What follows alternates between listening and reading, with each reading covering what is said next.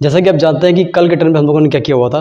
कल के टर्म में हम लोगों ने एक सिनोनियम्स का एक लेक्चर अटेंड किया हुआ था, जहाँ पर मेरे जितने भी स्टूडेंट्स हैं उन सभी स्टूडेंट्स के लिए, हर प्रकार के एग्ज़ाम्स की तैयारी कर रहे विद्यार्थियों के लिए मैंने एक सिनोनियम का जो है लेक्चर बनाया हुआ था, और उम्मीद करता हूँ कि आपने उसको बहुत पढ़ा होगा और उसे नोट भी कर लिया होगा। आज इसी चीज़ को आगे बढ़ाते हुए, इसी सेशन को आगे बढ़ाते हुए हम लोग क्या करने वाले हैं, आज सिनोनियम के लेक्चर को जो है फिर से अटेंड करने वाले हैं, यानी आगे बढ़ाने वाले हैं। तो मेरे साथ बने रहिएगा और वीडियो को पूरा देखिएगा और उसके साथ साथ उसको जो है नोट करते जाइएगा दोस्तों, ठीक है। तो आज हमने क्या यहाँ पर 1 से लेकर लगभग 20 तक के बहुत सारे वर्ड लिखे हुए हैं। कल की तरह हम लोग आज फिर से बहुत सारे वर्ड यहाँ पर पढ़ने वाले हैं।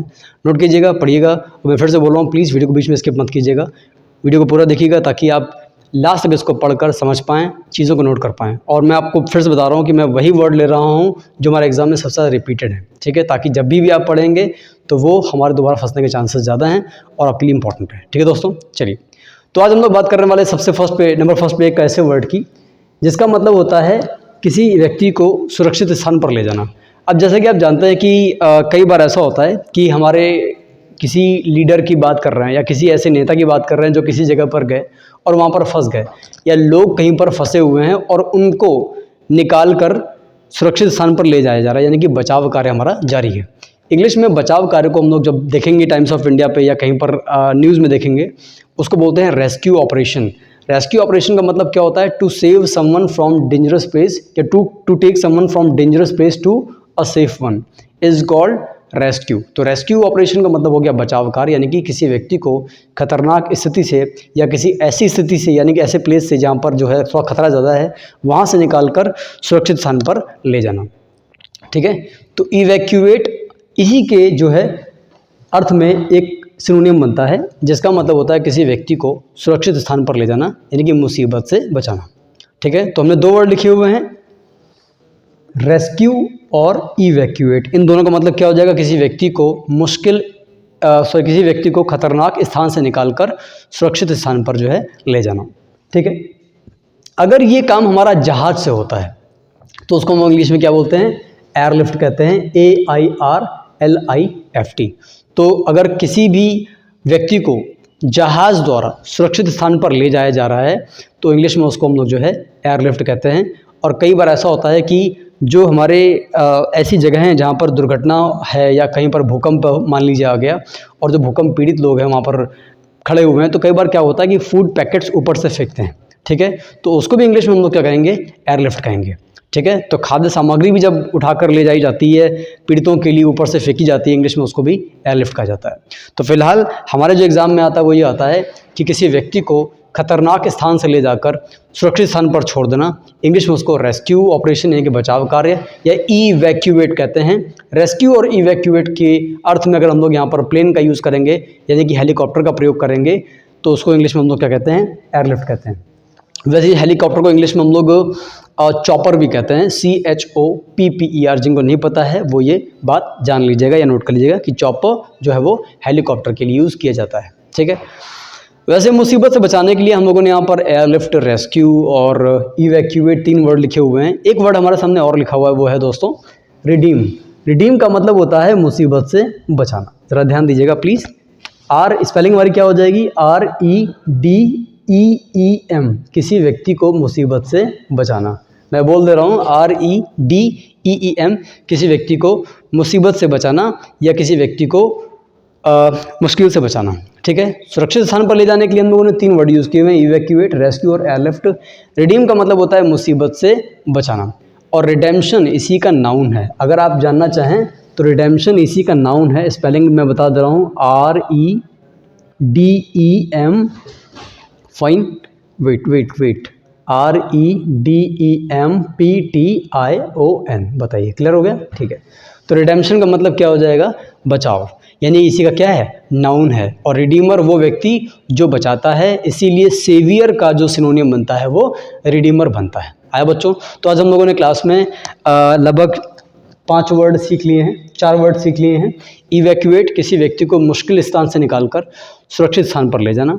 बचाव कार्य को इंग्लिश में लोग रेस्क्यू ऑपरेशन कहते हैं। अगर ये काम जहाज़ द्वारा होता है तो उसको इंग्लिश में एयरलिफ्ट कहते हैं। अगर फूड पैकेट्स, कल को आप क्लोज टेस्ट करने बैठेंगे तो वहाँ पर हो सकता हो कि इस प्रकार का कोई पैसेज आ जाए जहाँ पर लिखा हो कि फूड पैकेट्स को जो है हवाई जहाज़ से फेंका जा रहा है या हेलीकॉप्टर से फेंका जा रहा है, तब ऐसी कंडीशन में कौन से वर्ड का यूज़ करेंगे? एयरलिफ्ट का यूज़ करेंगे। और मुसीबत से बचाने के लिए इंग्लिश में जो है रिडीम का प्रयोग करते हैं। ऑलमोस्ट लगभग मैच करता है, इसीलिए क्या करते हैं वहाँ पर इसको ऑप्शन के तौर पर दे दिया जाता है। अब आपको ये बात अच्छे से पता है कि खतरे को हम इंग्लिश में बोलते हैं डेंजर। क्या बोलते हैं? डेंजर बोलते हैं। और अगर हम किसी इंसान को खतरे में डाल रहे हैं तो इन डेंजर कहेंगे, ठीक है। यानी कि वर्ब बनाने के लिए हम लोग डेंजर में प्रीफिक्स en लगा देंगे। ठीक उसी तरह खतरे को इंग्लिश में हम लोग दो वर्ड बोलते हैं, एक जियोपर्डी और एक पैरल। एक जियोपर्डी और एक पैरल। और अगर हमने एक काम किया कि किसी इंसान को खतरे में डाल दिया, यानी कि मुसीबत में डाल दिया, तब इंग्लिश में कौन सा वर्ड का यूज़ करेंगे? तब आप, मैं आपको बताता हूँ, आपको ज़रा बोर्ड पे ध्यान दीजिएगा प्लीज़। तब हम इंग्लिश में पैरल का बनाएंगे प्रीफिक्स, सॉरी पैरल में प्रीफिक्स लगाएंगे, यानी कि वर्ब बनाएंगे किसी इंसान को मुसीबत में डालना, यानी कि IMPERIL। इसी तरह जियोपर्डी का जब वर्ब बनाएंगे, यानी किसी इंसान को मुसीबत में डालने के लिए, तो इंग्लिश में जिस वर्ड का यूज़ करेंगे वो होगा जियोपर्डाइज। बताइए, क्लियर हो रहा है ना? ठीक है। तो अगर आपने ऊपर के 4 वर्ड देखे, किसी इंसान को मुश्किल जगह से निकाल कर सुरक्षित स्थान पर ले जाना, तो इनको ऑपोजिट हमारा हो जाएगा किसी इंसान को मुसीबत में डालना। भाई मुसीबत से निकालने का उल्टा क्या हो जाएगा? मुसीबत में डालना। इट मीन्स किसी इंसान को सेव करने के बजाय हम उसको इंडेंजर कर रहे हैं। तो we can use 2 words here. The first one is imperil and the second one is jeopardize. बताइए, क्लियर हो रहा है ना? बहुत बढ़िया। इवैक्यूएट, सुरक्षित स्थान पर ले जाना, to save someone from danger या to take someone from dangerous place to safe one. And the synonym to this word is called rescue, airlift, redeem. Clear हो गया? और किसी इंसान को मुसीबत में डालने के लिए जिन वर्ड्स का यूज़ करेंगे वो कहलाएगा इम्पेरल, जियोपर्डाइज। बताइए, क्लियर हो रहा है बच्चों? और यहाँ पर डेंजर का अगर वर्ब बनाएंगे तो इन डेंजर हो जाएगा। मैंने यहाँ पर जगह नहीं से लिखा नहीं, लेकिन आप लिख लीजिएगा कि इम्पेरल, जियोपर्डाइज और इन डेंजर EN लगा देंगे तो ये हो जाएगा किसी व्यक्ति को मुसीबत में डालना।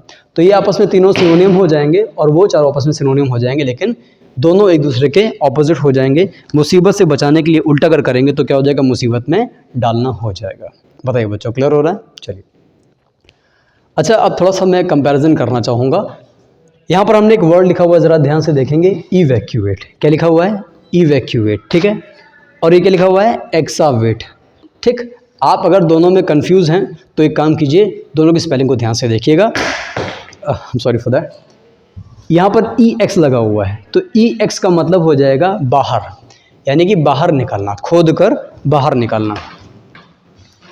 जब भी कोई व्यक्ति किसी चीज़ की खुदाई करता है या किसी चीज़ की तलाश में खुदाई करता है, इंग्लिश में उसको एक्सावेट कहते हैं।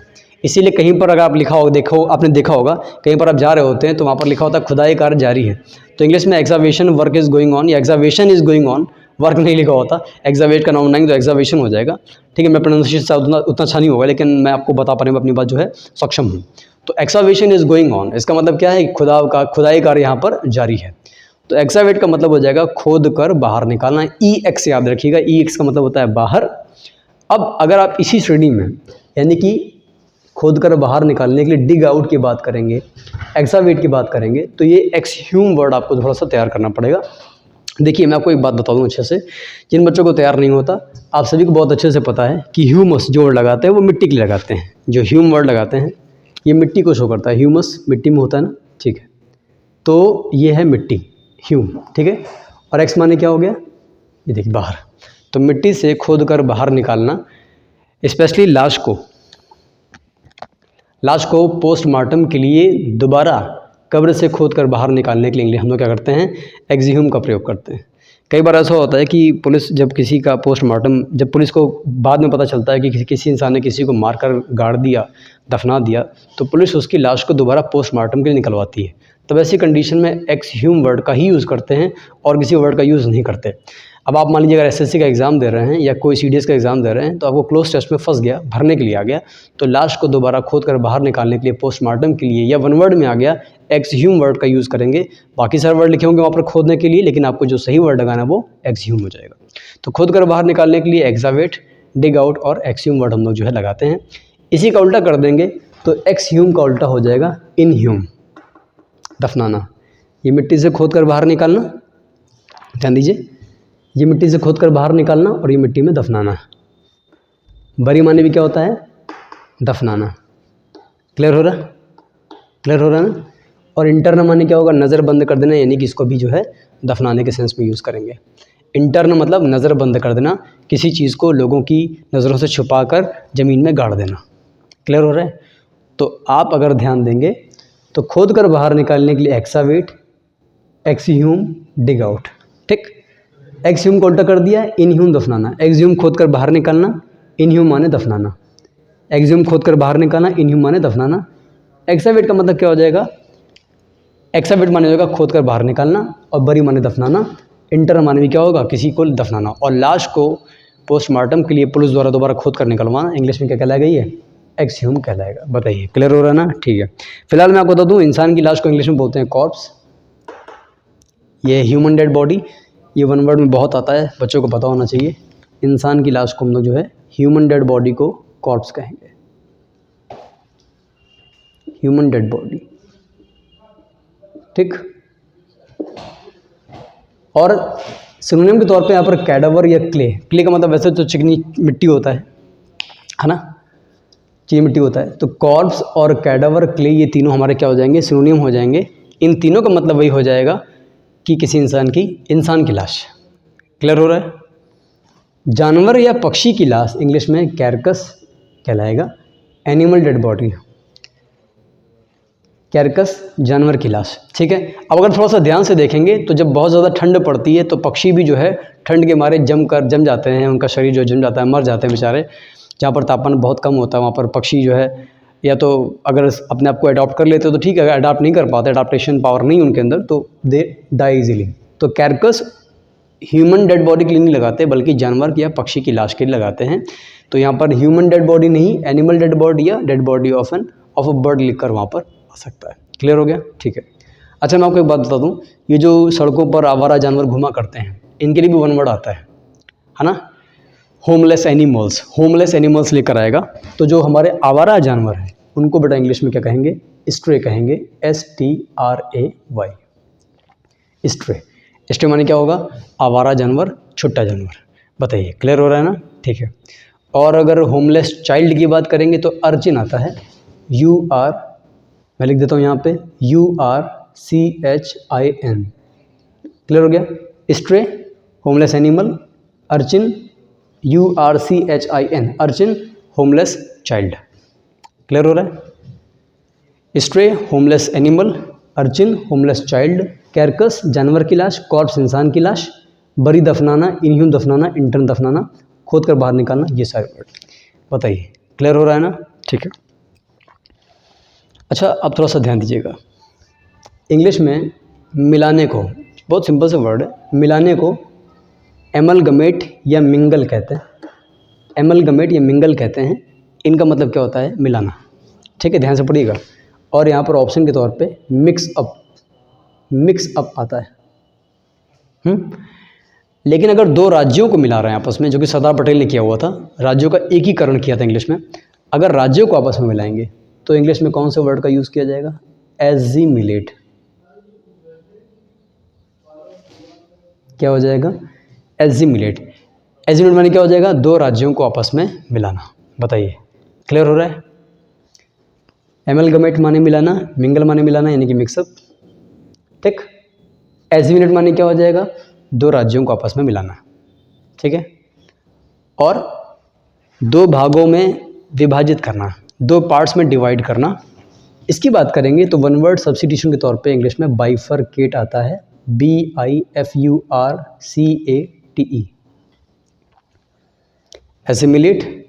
एजिमिलेट दो राज्यों को मिलाना। बाइफर्क, बाई माने क्या होता है, दो, तो बाइफरकेट क्या हो जाएगा, दो भागों में विभाजित करना। ठीक है, ओके। और यहाँ पर मैं कुछ लिख रहा हूँ, प्लीज़ थोड़ा सा ध्यान से देखिएगा। जक्स्टापोज, मैं कहाँ लिख दूँ, मैं यहाँ लिख देता हूँ, ज़रा ध्यान दीजिएगा। जक्स्टापोज, स्पेलिंग में भाई ध्यान देना। जक्स्टापोज, एक के बाद एक क्रमबद्ध रखना, एक के बाद एक क्रमबद्ध रखना। To keep something in order, एक के बाद एक लगातार चीज़ों को क्रम में रखना, क्या कहलाएगा, जक्स्टापोज। 1 2 3 4 5 5 वर्ड याद किए। एमलगमेट मिलाना, मिंगल मिलाना, एजिमुलेट दो राज्यों को मिलाना, बाइफरकेट दो भागों में, बाई मान क्या दो, बाइफरकेट क्या होगा दो राज्यों दो भागों में विभाजित करना। जक्स्टापोज क्या होगा क्रमबद्ध रखना, यानी कि एक के बाद एक लगातार चीज़ों को क्रम में रखना है दोस्तों। तो यहाँ पर हमने क्या पढ़ा, एमलगमेट मिलाना, मिंगल मिलाना, एजिमुलेट दो राज्यों को आपस में मिलाना, बाइफरकेट दो भागों में विभाजित करना, जक्स्टापोज एक के बाद एक क्रमबद्ध रखना। अच्छा थोड़ा सा ध्यान दीजिएगा यहाँ पे, मिंगल से मिलता जो तो मैंने एक वर्ड लिखा हुआ है जो कि मिल रहा है यहाँ पर मैंगल। मैंगल का जो यूज़ करते हैं तब लगाते हैं जब एक्सीडेंट के बाद किसी भी डेड बॉडी का जो बनावट होता है वो बिगड़ जाता है। एक्सीडेंट के बाद जब भी किसी शरीर की बनावट बिगड़ जाती है, चेहरा पहचान में नहीं आता, जब उसकी शिनाख्त नहीं हो पाती, when it is hard to identify the dead body, then mangle की जगह तब वहाँ पर क्या करते हैं, मैंगल्ड बॉडीज़ का यूज़ होता है। मैंने एक बार पहले भी ये अपने यूट्यूब सेशन पे इसको जो है डिस्कस किया हुआ था। तो जैसे आपने बोला हुआ कि कहीं पर ट्रेन पलट गई और वहाँ पर कई ऐसे बॉडीज़ पाई गई जिनका चेहरा पूरी तरह से जो है बिगड़ चुका था।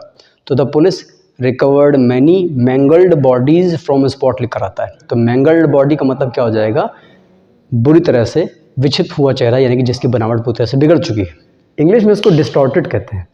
डिस्टॉर्ट का मतलब होता है बनावट का पूरी तरह से बिगड़ जाना, ठीक है, यानी कि जो चेहरा है उसकी बनावट में बिगड़ गया, तो क्या कहलाएगा हमारा डिस्टॉर्ट।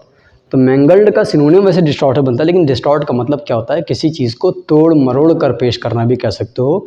जैसे कि कई बार ऐसा होता है कि आप लोग कोई बात बोलते हो और आपने ये बात किसी और से बोली हुई है, जब ये बात किसी 4-5 लोगों के बाद किसी और के मुंह से सुनने में आती, तब तक इस बात का अर्थ का अनर्थ हो चुका होता है। तो इंग्लिश में उसको डिस्टॉर्ट कहते हैं, किसी बात को लोगों में तोड़ मरोड़ कर पेश करना।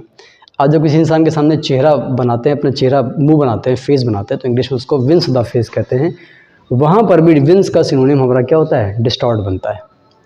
यानी कि mangled body, distorted body synonym हो जाएगा, डिस्टॉर्ट मैंगल का सिनोनिम है। इसी डिस्टॉर्ट का एक और मतलब है मुंह बनाना, चेहरा बनाना। जब लोग किसी को देखकर मुंह बनाते हैं और उनको पसंद नहीं करते तो अपने चेहरे से दिखाते हैं कि हमें पसंद नहीं है, तो वो क्या करते हैं, डिस्टॉर्ट द फेस या विंस द फेस।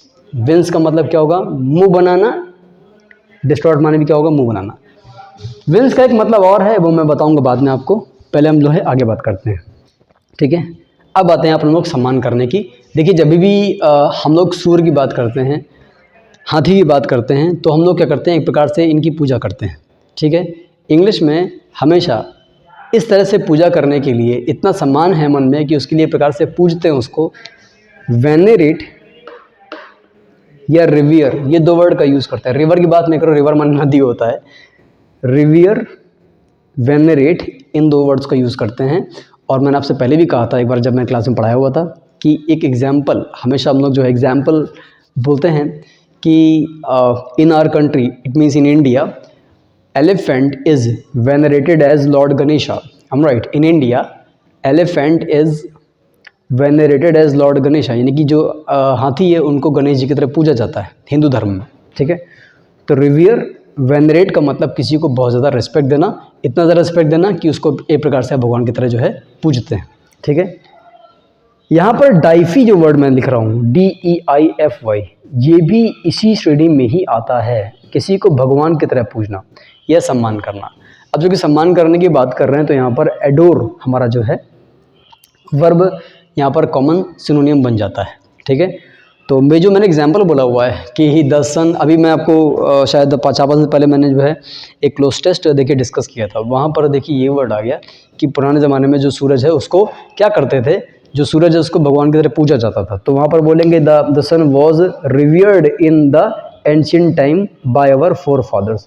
तो यहाँ पर जो रिवियर है या जो वेनरेट है या एडोर है या डाइफी है, इन चारों को किसी का सम्मान करने के लिए या इन चारों को किसी को पूजने के सेंस में जो है प्रयोग किया जाता है। पता है, क्लियर हो रहा है। रिवियर, वेनरेट, एडोर और डाइफी। डाइफी की स्पेलिंग यहाँ पर DEIFY है। थोड़ा सा अगर आप ध्यान देंगे बच्चों, तो भगवान की तरह पूजने की अगर डाइफी की बात करेंगे तो यहाँ पर एक वर्ड और होता है DFI, वो उसकी स्पेलिंग अलग होती है, उसकी स्पेलिंग में आई नहीं होता। DFI किसी की आज्ञा न माना, यानी किसी इंसान को डिसओबे करना। बताइए, क्लियर हो रहा है ना। चलिए इसका नाउन बनाएंगे, यानी कि सिर्फ रिस्पेक्ट की बात करेंगे, नाउन सम्मान की बात करेंगे, तो रिवियर से रिवरेंस, वेनरेट से वेनरेशन, हो जाएगा तो वहाँ पर हम इसका जो है नाउन बना सकते हैं। तो रिवियर, वेनरेट, एडोर, डाइफी चारों सिनोनिम हैं और ये हर तरह के एग्जाम में आते हैं, चाहे वो एयरफोर्स से लेकर एसएससी, एनडीए, बैंक, हर तरह के एग्जाम में आपको ये वर्ड मिलेंगे। बहुत ही कॉमन वर्ड हैं, आपको तैयार करना पड़ेगा। चलिए, यहाँ पर मैंने एक बहुत ही बढ़िया वर्ड लिया हुआ है, ये है रिडिक्यूल। देखिए, जब कोई व्यक्ति आपकी किसी कमी का मजाक बनाता है तो इंग्लिश में उसको रिडिक्यूल कहते हैं। रिडिक्यूल का मतलब होता है किसी की कमी का मजाक बनाना। ठीक है, क्या है? DERIDE, डिराइड इसका पर्यायवाची बनता है। ठीक है, रिडिक्यूल का मतलब क्या हो जाएगा? किसी की कमी का मजाक बनाना। यहाँ पर अगर हम लोग बात करेंगे सिनोनिम्स के लिए तो यहाँ पर मैंने कम से कम 5 से 6 वर्ड लिखे हुए हैं। ध्यान से देखिएगा। जियर, JEER, जियर, स्नीयर, डिराइड, रिडिक्यूल, मॉक, स्कॉफ। बताइए, क्लियर हो गया? 1 2 3 4 5 6 क्या क्या लिखा हुआ है? जियर, स्नीयर, डिराइड, रिडिक्यूल, मॉक, स्कॉफ। इन 5 वर्ड का मतलब है किसी व्यक्ति का मजाक उड़ाना। और जब इनके साथ प्रेपोजिशन पूछी जाएगी तो प्रेपोजिशन हर तरह के एग्जाम के बच्चे, चाहे एयरफोर्स के स्टूडेंट, चाहे एसएससी के स्टूडेंट हो, आपको याद रखना है कि इसमें प्रेपोजिशन हमेशा क्या लगाएंगे? एट लगाएंगे। ठीक है, तो जियर, स्नीयर, डिराइड, रिडिक्यूल, मॉक और स्कॉफ, इन सब का मतलब हो जाएगा किसी व्यक्ति का मजाक बनाना, उस व्यक्ति की कमी का मजाक बनाना। ठीक है, यहाँ पर हम लोग एक वन वर्ड सब्स्टिट्यूशन बड़ा यूज़ करते हैं, वो है सटायर। सटायर का मतलब एक प्रकार का टॉन्ट होता है। जब आप किसी व्यक्ति की कमी का मजाक बनाते हैं, कमी को बोलते हैं फॉली। आप चाहो तो लिख सकते हो FOLLY। फॉली का मतलब क्या हो गया? मजाक, सॉरी कमी। जैसे आपने यहाँ लिखा हुआ सटायर, सटायर को वन वर्ड सब्स्टिट्यूशन में पूछेंगे कैसे लिखा होगा? To ridicule at the folly of someone, किसी की कमी का मजाक बनाना। बताइए, क्लियर हो रहा है? ठीक है, जियर, स्नीयर, डिराइड, रिडिक्यूल, मॉक, स्कॉफ। क्लियर हो गया? जियर, स्नीयर, डिराइड, रिडिक्यूल, मॉक, स्कॉफ। और सटायर भी इसी की श्रेणी में आता है, बस ये कि ये सारे वर्ब हैं और सटायर हमारा क्या है? नाउन है। स्पेलिंग है SATIRE। बताइए, क्लियर हो रहा है ना? ठीक है, अब जिसको देखकर बहुत ज़्यादा हंसी आए, जो आपको हंसने पर मजबूर कर दे। कई बार लोग ऐसी, जैसे जोकर है, ऐसी घटनाएं कई बार हो जाती हैं, या जोकर ऐसा एक्ट करता है जो रिडिकुलस होता है, जो आपको हंसने पर मजबूर कर देता है। तो जो आपको हंसने पर मजबूर कर दे, जो हंसाए, वो इंग्लिश में क्या कहलाएगा? रिडिकुलस। जो ह्यूमर क्रिएट करे, ह्यूमरस और ल्यूडिक्रस। तो रिडिकुलस, ह्यूमरस और ल्यूडिक्रस, ये दोनों हमारे जो है, ये तीनों हमारे क्या हो जाएंगे? सिनोनिम हो जाएंगे। एक बार ऐसा हुआ, आपको बताऊं कि रिडिकुलस के 2 ऑप्शन लिखे हुए थे। अब रिडिकुलस को हिंदी में किताब में दे दिया है बेतुका, तो लड़के सोचते हैं बेतुका मतलब अजीबोगरीब। तो लड़कों ने वहाँ पर क्या कर दिया? स्ट्रेंज ऑप्शन टिक कर दिया, जबकि वहाँ पर हमें ऑप्शन पे ल्यूडिक्रस दिया हुआ था, जो कि हमारा सही ऑप्शन था। तो स्ट्रेंज हमको वहाँ पर नहीं करना है। तो रिडिकुलस का मतलब हो गया वो जिसको देखकर हंसी आए। क्लियर हो गया? अच्छा, मैं आपको बता दूं बात बात में कि जोकर को इंग्लिश में जेस्टर कहते हैं। जेस्टर यानी कि मजाकिया। जेस्टर या क्लाउन, ये नोट कर लीजिएगा। Clown, CLOWN। जेस्टर या क्लाउन, ये 2 वर्ड हैं। इन दोनों का मतलब हो जाएगा जोकर, जो लोगों को हंसाता है। ठीक है, फिलहाल जिसको देखकर हंसी आए, इंग्लिश में ये क्या कहलाएगा? इंग्लिश में कहलाएगा आपका रिडिकुलस, ह्यूमरस और ल्यूडिक्रस। मजाक बनाना, जियर, स्नीयर, डिराइड, रिडिक्यूल, मॉक, स्कॉफ। और यहाँ पर हमने वर्ड लिखा हुआ है एजिमुलेट, 2 राज्यों को मिलाना, बाइफरकेट, 2 भागों में विभाजित करना, और जक्स्टापोज, एक के बाद एक क्रमबद्ध रखना। बताइए, क्लियर हो रहा है ना? क्लियर हो रहा होगा, ध्यान से पढ़िएगा तो सब समझ आएगा, और नोट भी कीजिएगा। ठीक है, क्योंकि थोड़ी सी मेहनत करने के बाद ही आपको जो सफलता मिलेगी, बैठे बैठे कुछ नहीं मिलने वाला दोस्तों। चलिए आगे बढ़ते हैं। अच्छा, आज मैंने क्या किया हुआ है, जानबूझ के यहाँ पर 4 वर्ड ऐसे लिखे हुए हैं कि जिनका मतलब बच्चों को कन्फ्यूज़ बहुत करता है। तो इन चारों को जो है हम लोग इसलिए पढ़ेंगे क्योंकि ये क्लोज टेस्ट में और ये एनडीए वगैरह में या एसएससी वगैरह में फिलर के तौर पर बहुत आता है, भरने के लिए बहुत आता है। आपको 4-5 ऐसी 6-7 एडवर्ब है, जैसे इवेंचुअली दे दिया, अल्टीमेटली दे दिया, मार्जिनली दे दिया, फाइनली दे दिया। तो इन सभी वर्ड्स में आपको कंपैरिजन करना होगा, और कंपैरिजन करने के साथ साथ आपको जो है भरना होगा। मार्जिनली जो वर्ड लिखा हुआ है, ये मामूली तौर पर है। मार्जिनली का मतलब होता है मामूली तौर पर। ठीक, मामूली तौर पर मतलब स्लाइटली कह सकते हो, हल्का फुल्का, पार्शियली। वर्चुअली ज़्यादा इंपॉर्टेंट है। ठीक है, जैसे आपने सेंटेंस बोला हुआ है कि मेरा मकान लगभग ऑलमोस्ट कंप्लीट हो चुका है, तो इट इज़ वर्चुअली कंप्लीटेड। ठीक है, तकरीबन जो बोलते हैं ना, ऑलमोस्ट इंग्लिश में लगभग के लिए। तो ऑलमोस्ट के लिए वर्चुअली को हम लोग यूज़ कर सकते हैं। तो इफ़ समवन आस्क्स यू, कोई इंसान आपसे पूछता भी आपके मकान में क्या हुआ, तो आप कहते भैया ये लगभग कंप्लीट होने वाला है या कंप्लीट हो चुका है, इट इज़ वर्चुअली कंप्लीटेड। तो वर्चुअली मतलब लगभग तकरीबन हो चुका है।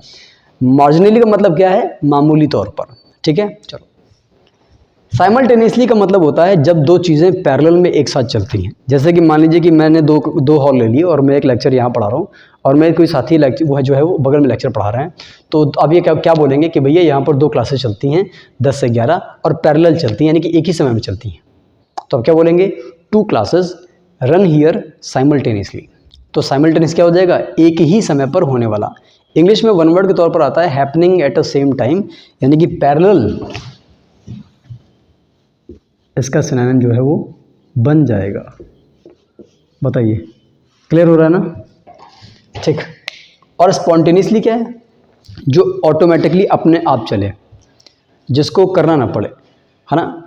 ऑटोमेटिकली मैंने एग्जांपल के तौर पर बच्चों को बताया था कि जैसे झील में या तालाब का पानी होता है, झील का पानी है, मान लीजिए कहीं पर झील है, झरना है, बह रहा है, तो वो जो वाटरफॉल होता है तो उसमें पानी अपने आप बहता है, ठीक है। आप कोई वहाँ जाता नहीं कि बहाए जाके वहाँ पे, ठीक है।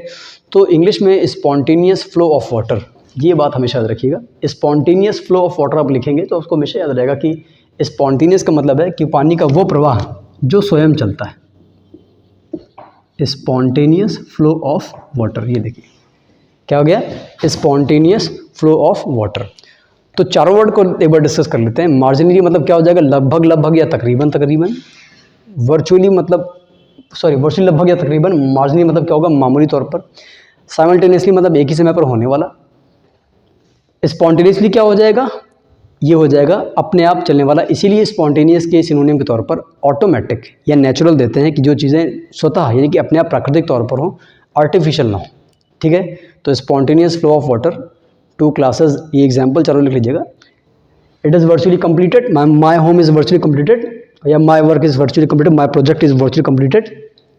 साइमल्टेनियसली क्या हो जाएगा, 2 classes run here simultaneously and spontaneous flow of water, याद रखिएगा। आपको ये जो है चारों एग्जाम्पल क्लियर हो जाएंगे। अब यहाँ पर बात करेंगे, यहाँ पर देखिए पीविश का। पीविश लगाते हैं एक ऐसे व्यक्ति के लिए जो स्वभाव से बहुत ज़्यादा चिड़चिड़ा है। कभी कभी बच्चों के लिए, वैसे तो मैं बताऊं कि चिड़चिड़े के लिए जो सबसे ज़्यादा वर्ड यूज़ किया जाता है वो पीविश ही यूज़ किया जाता है। आप किसी फर्स्ट ईयर या इंटर के स्टूडेंट से पूछ लेंगे, स्टोरी सॉल्व करता होगा तो उसकी बुक स्टोरी में लिखा होगा कि भैया पीविश माने चिड़चिड़ा होता है। आप जब पीविश की बात करेंगे चिड़चिड़े के लिए, तो जिसको बहुत आसानी से इरिटेट किया जा सके, इंग्लिश में इरिटेबल बनता है, IRRITABLE। पीविश और पेचुलेंट सबसे ज़्यादा पूछे जाने वाले वर्ड हैं। अगर कोई स्टूडेंट यहाँ पर एयरफोर्स का या NDA का है, यानी कि डिफेंस का कोई भी स्टूडेंट इस तरह का है, उसके एग्जाम में पेचुलेंट सबसे ज़्यादा पूछे जाने वाले वर्ड है, ठीक है। पेचुलेंट, पीविश, ग्रम्पी ग्राउची, ठीक है। ये 4 वर्ड है, पेचुलेंट, पीविश, ग्रम्पी ग्राउची, इरिटेबल, क्रैबी। क्रैबी बना है क्रैब से। क्रैब का मतलब होता है बार बार किसी चीज़ को लेकर कंप्लेन करना, बार बार किसी चीज़ को लेकर कंप्लेन करना, क्या होगा, क्रैबी कहलाएगा, क्रैब कहलाएगा। तो क्रैबी जो कंप्लेन करे। तो पीविश, पेचुलेंट, इम्पल्सिव, नेटलसम, क्रैबी, ग्रम्पी, ग्राउची, इरिटेबल, इन सब का मतलब 1 2 3 4 5 6 7 8, इन 8 वर्ड का मतलब है one who gets angry very easily, वो इंसान जो बहुत ज़्यादा जल्दी गुस्सा जाता है या जो छोटी छोटी बातों में नुस्ख निकालता है। कई बार उसको इंग्लिश में ऐसे दे देते हैं, वन हु कीप्स कंप्लेनिंग, जो छोटी बात पे कंप्लेन करता रहे कि अरे यार ये हो गया, अरे यार वो हो गया। तो वो जो चिड़चिड़ा इंसान है, बहुत जल्दी चिड़चिड़ा जाता है, उसका थोड़ी सी बात कर देंगे तो गुस्सा आ जाएगा। इंग्लिश में ऐसे इंसान को जो है हम लोग चिड़चिड़ा कहते हैं हिंदी में। तो इन सारे वर्ड्स का यूज़ उसकी जगह पर कर सकते हैं। कल हम लोगों ने गुस्से के लिए एक वर्ड यूज़ किया था, कोलर, ठीक है। कोलर वो इंसान है, सॉरी कोलरिक वो व्यक्ति है जिसे गुस्सा बहुत जल्दी आता है। तो अगर आपके बीच में कोई ऐसी पर्सनैलिटी है जिससे गुस्सा बहुत जल्दी आता है, तो इंग्लिश में बोल सकते हैं ही इज़ कोलरिक बाय नेचर। तो कोलरिक वो व्यक्ति है जिससे गुस्सा बहुत जल्दी आता है, ठीक है। थोड़ा सा बिगड़ गया, मैं उसको सही कर देता हूँ मेरा भाई।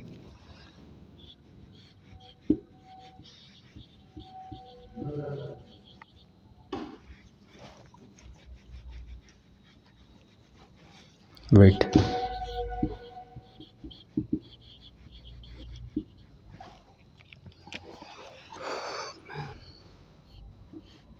Tedious, this is what we have to talk about, ठीक है। चलो, तो यहाँ पर हम लोगों ने जो वर्ड लिखा हुआ है 1 2 3 4 5 6 7 8, इन सभी वर्ड्स का जब मीन देखेंगे तो इन सब का मतलब वही हो जाएगा, one who gets angry very easily या वन हु कीप्स कंप्लेनिंग। बताइए, क्लियर हो रहा ना? ठीक है।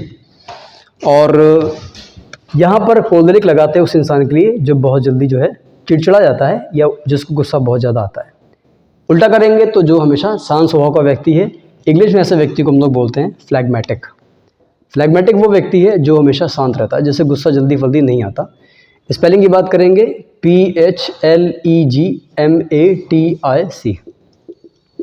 बताइए, क्लियर हो रहा है ना? ठीक है, क्या हो जाएगा? फ्लैग्मेटिक, शांत स्वभाव का इंसान। कोलेरिक, इरिटेबल, बोरिंग, टायरसम, डल, मोनोट, सॉरी क्या कर रहा हूँ मैं, माफ़ी चाहूँगा। कोलेरिक जो गुस्सैल है और फ्लैग्मेटिक जो शांत स्वभाव का व्यक्ति। चलिए अब थोड़ा सा ध्यान दीजिएगा, अगर कोई काम आपको जो है बार बार उबाता है, आपको उबासी लाता है और आपको जो है उसमें बहुत ज़्यादा बोरियत महसूस होती है, तो ऐसे काम को इंग्लिश में हम लोग टेडियस जॉब कहते हैं। TEDIOUS। टेडियस जॉब का मतलब बोरिंग हो, जो टायर कर दे, टायर्डसम, जिसमें इंटरेस्ट ना हो, डल या मोनोटनस। तो टेडियस जो आपको थका दे, बोरिंग, टायर्डसम, डल, मोनोटनस। फ्लैग्मेटिक में नोट कर लीजिएगा, फ्लैग्मेटिक शांत स्वभाव का व्यक्ति है, ठीक है। टेडियस जो आपको थका दे, उबा दे, नीरस से भरा हुआ, ठीक है। कई बार ऐसे लेक्चर भी हो जाते हैं, हो सकता है मेरी तरफ से ऐसा लेक्चर हो जाता हो, कभी कभी आपको नींद सी आती है, तो जो लेक्चर या कोई काम आपको जो है उबा दे, इंग्लिश में वो टेडियस, बोरिंग, टायर्डसम, डल, मोनोटनस, ये चारों वर्ड यूज़ करते हैं। पता है, क्लियर हो रहा है ना? ठीक है। और बोरियत को हम लोग क्या बोलेंगे? बोर्डम कहेंगे। द फीलिंग ऑफ बोर्डम, जो बोरियत यानी कि नाउन बना रहे हैं, जो बोरियत महसूस होगी उसको इंग्लिश में क्या बोलते हैं? एनवी। ये SSC स्टेनो हमारा 2020 में पूछा गया है, दिसंबर के एग्जाम में। भैया ध्यान दीजिएगा मेरे भाई, 23 दिसंबर 2020 को, जहाँ तक मुझे याद है, आई थिंक। ठीक है, तो उसको बोलते हैं बोर्डम यानी कि एनवी, द फीलिंग ऑफ, जो बोरियत महसूस होती है। और जो काम आपको थका दे, इंग्लिश में ड्रजरी आता है, एक ऐसा काम जैसे अब अक्सर क्या करते हैं, घर से कोचिंग, कोचिंग से घर। आपकी ज़िंदगी में बस यही रहेगा, घर से कोचिंग, कोचिंग से घर, ठीक है। तो ये एक प्रकार का ड्रजरी होगा। Drudgery a kind of monotonous job, daily monotonous job, वही काम जो कर करके आप जो है थक गए हैं, क्या कहलाएगा? ड्रजरी। डॉजरी मत समझिए, डॉजरी एक अलग वर्ड है, उसको हम लोग बाद में डिस्कस करेंगे, ठीक है। तो टेडियस जो आपको थका दे, उबा दे, बोरिंग, टायरसम, डल, मोनोटनस। चिड़चिड़ा, peevish, petulant, impulsive, nettlesome, crabby, grumpy, irritable, grouchy. Spontaneous, जो स्वतः चले। आइए अब यहाँ पर मैंने कुछ वर्ड लिखे हुए हैं, बड़े थोड़े से ज़्यादा वर्ड है मेरे भाई, बहुत ध्यान से पढ़िएगा क्योंकि यूज़ थोड़ा सा अलग हो जाएगा। थोड़ी देर पहले मैं आपसे कह रहा था, अगर आपको किसी व्यक्ति को याद हो या कोई लगा बहुत समय से तैयारी कर रहा हो तो उसको याद होगा, इंग्लिश में एक मुहावरा आता है, बीट और रिट्रीट। रिट्रीट वही, स्पेलिंग कोई सेम, कोई अलग नहीं है, थोड़ा सा मैं, चलिए। रिट्रीट का मतलब होता है खतरा देखकर पीछे हट जाना। जब कोई इंसान बैकआउट कर लेता है, पीछे हट जाता है खतरा देखकर, डर के मारे, इंग्लिश में उसको रिट्रीट कहते हैं। बीट और रिट्रीट एक मुहावरा है जिसका मतलब होता है खतरा देकर पीछे हट जाना, ठीक है। बीट और रिट्रीट, बीट और रिट्रीट, खतरा देकर पीछे हट जाना। पीछे हट जाने के लिए बैकआउट, आप जो पैसे निकालते हैं बैंक से उसको विड्रॉ कहते हैं। विड्रॉ का मतलब भी पीछे हट जाना होता है। बैकआउट, रिसीड, विड्रॉ, खतरा देकर पीछे हट जाना। इन वर्ड्स को थोड़ा सा अलग रखिएगा प्लीज़, एक मिनट इसको अलग करेंगे, ठीक है। Retreat, back out, recede, withdraw, recoil, quail, flinch, ब्लेंच।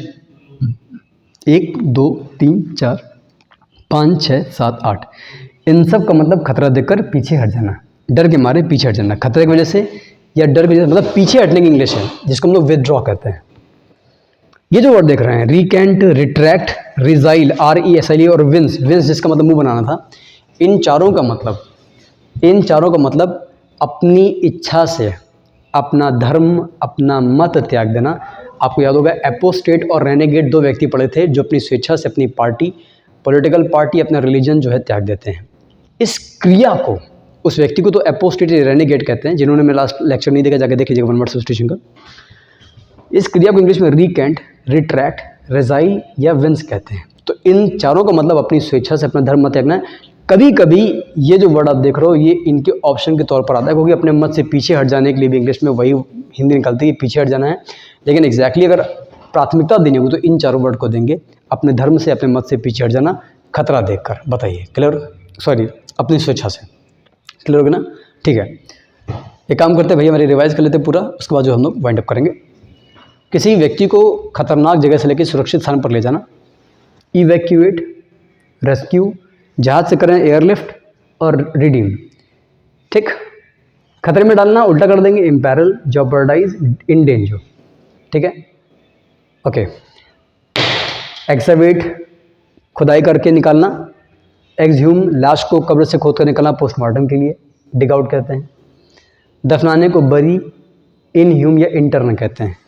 इनह्यूम माने दफनाना होता है। लाश को कब्र से खोद कर बाहर निकालना दोबारा पोस्टमार्टम के लिए। कॉर्प्स, इंसान की लाश, कैडावर या क्ले कहते हैं। कैरकस, जानवर की लाश।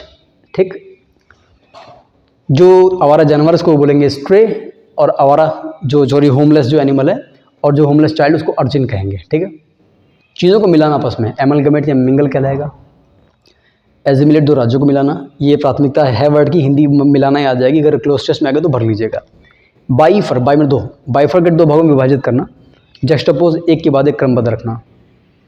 मुंह बनाने को इंग्लिश में हम लोग, सॉरी, विक्षिप्त जो शरीर, जो बॉडीज जिनका बनावट बिगड़ गया आफ्टर एक्सीडेंट, मैंगल्ड बॉडीज या डिस्टॉर्टेड बॉडी। कई पेपर में अगर ऐसा क्लोज आएगा तो भरने में कामयाब होंगे आप। डिस्टॉर्ट या विंस का मतलब मुंह बनाना भी होता है। विंस का दूसरा मतलब यहाँ पर मैंने बता दिया आपको, खतरा देखकर पीछे हट जाना। गेट, ये मैंने नहीं बताया था, इंसान के चलने का तरीका, कोई इंसान कैसे चलता है उसकी जो चाल है वो क्या कहलाएगा? Gait. I mean the way you walk is called in English gait. Revere, to respect someone, venerate, to respect someone, adore, to respect someone, deify, to respect someone, like just to worship someone, है ना? There is a resemblance between respect and worship. Ridicule, किसी का मजाक बनाना, to laugh at someone. Satire, किसी की कमी का मजाक बनाना। रिडिक्यूल की बात करेंगे, jeer, sneer, deride, ridicule, mock, scoff. Clear हो रहा है? सब में प्रेपोजिशन एड लगाएंगे। जक्सटापोज में बता चुका हूँ, चीज़ों को क्रमबद्ध रखना। वापस आते हैं, जिसको देखकर हंसी है, रिडिक्यूलस, ह्यूमरस, ल्यूडिक्रस। मामूली तौर पर, मार्जिनली, लगभग या तकरीबन, वर्चुअली, एक समय पर चले, साइमल्टेनियसली, अपने आप चले, स्पॉन्टेनियसली। चिड़चिड़ों को इंग्लिश में क्या बोलते हैं? पीविश, पेचुलेंट, इम्पल्सिव, ग्रम्पी, ग्राउची, इरिटेबल, क्रैबी, नेटलसम और कोलरिक। ठीक है, यहाँ तक नोट कीजिएगा, ये देखिए। ठीक है, चलिए। जो उबादे, टेडियस, बोरिंग, टायरसम, डल, मोनोटोनस। कोलरिक का उल्टा फ्लैगमेटिक। कोलरिक जिसे गुस्सा है, फ्लैगमेटिक गुस्सा ना है, शांत स्वभाव का। बोर्डम, बोरियत महसूस करना, ennui. Drudgery, daily monotonous job. Retreat, खतरा देकर पीछे हट जाना, back out. Recede, withdraw. Recoil, quail, blench, flinch. Recant, retract, resile, wince, इन सब का अंदर क्या हो जाएगा? अपनी स्वेच्छा से मत त्यागना। ठीक है दोस्तों, तो आप देख सकते हैं कि आज का सेशन कितना इंपॉर्टेंट था।